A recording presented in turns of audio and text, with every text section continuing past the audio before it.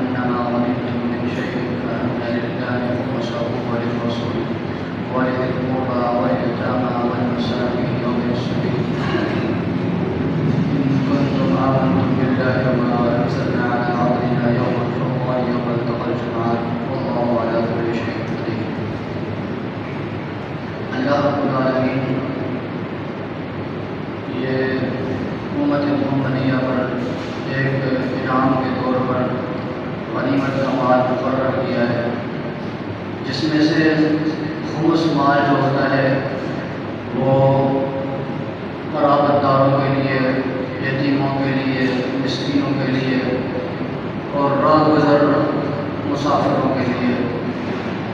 اللہ رب العالمین نے یہ خمس مال، اس خمس مال کو اپنا مال قرار دیا ہے کہ فَأَنَّ لِلَّهِ خُمُسَهُ وَلِلرَّسُولِ، یہ جو مال ہے خمس وہ اللہ اور اس کے رسول کا ہے۔ اس سے یہ بات ثابت ہوتی ہے کہ جو بھی غنیمت کا مال آئے گا اس کا جو خمس نکالا جائے گا وہ اللہ اور اس کا رسول کا ہوگا، یعنی اللہ سے مراد وَلِذِي الْقُرْبَى وَالْيَتَامَى وَالْمَسَاكِينِ وَابْنِ السَّبِيلِ، اور وَلِلرَّسُول سے مراد یہ ہے کہ آپ صلی اللہ علیہ وسلم کے ازواج مطہرات کے لیے اور آپ صلی اللہ علیہ وسلم کے بنو ہاشم قبیلے کے لیے یہ مقرر کیا گیا مال۔ اللہ رب العالمین اس آیت کے اندر فرما رہے ہیں وَاعْلَمُوا أَنَّمَا غَنِمْتُم مِّن شَيْءٍ فَأَنَّ لِلَّهِ خُمُسَهُ، یہ جان لو کہ یہ غنیمت کا مال اس چیز میں سے ہے کہ فَأَنَّ لِلَّهِ خُمُسَهُ وَلِلرَّسُولِ، بے شک یہ خمس جو ہے خمس اللہ اور اس کے رسول کے لیے ہے، وَلِذِي الْقُرْبَى اور قرابت داروں کے لیے ہے، وَالْيَتَامَى اور یتیموں کے لیے ہے، وَالْمِسْکِین والمساکین اور مساکین کے لیے ہے، وابن السبیل اور مسافروں کے لیے ہے۔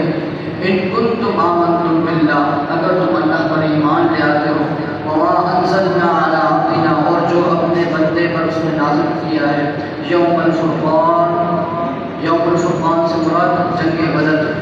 حق اور باطل کے درمیان جو مارکا ہوا تھا، جس کے درمیان مارکا ہوا، اللہ رب العالمین نے مسلمانوں کو فتح عطا کی تھی۔ پھر آگے فرمایا یوم التقى الجمعان، جس دن تم سارے ملے تھے آپس میں، واللہ علی کل شیء قدیر، اور اللہ رب العالمین ہر چیز پر قدرت رکھنے والا ہے۔ یعنی اس آیت سے پتہ چلتا ہے کہ یہ یوم الفرقان جنگ بدر کا دن ہے، اور اس دن کے اندر جو مال غنیمت آیا تھا تو اس کے بارے میں اللہ رب العالمین بتا رہے ہیں کہ یہ مال اس میں سے خمس نکالنا ہے اور اللہ اور اس کے رسول کے لیے، وَلِذِي الْقُرْبَى قرابت داروں کے لیے، یتیموں کے لیے، مسکینوں کے لیے اور مسافروں کے لیے۔ اللہ رب العالمین سمجھنے